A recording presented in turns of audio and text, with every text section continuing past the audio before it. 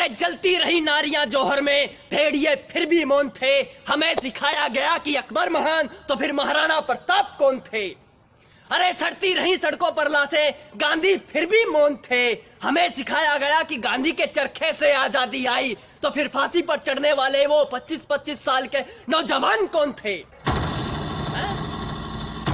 अरे आज भी वो रस्सियां संग्रहालय में सजो कर रखी गई हैं जिससे गांधी जी अपनी बकरी को बांधा करते थे।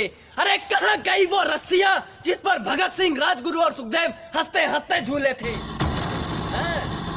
हालाते मुल्क देखकर रोया न गया, हालाते मुल्क देखकर रोया न गया।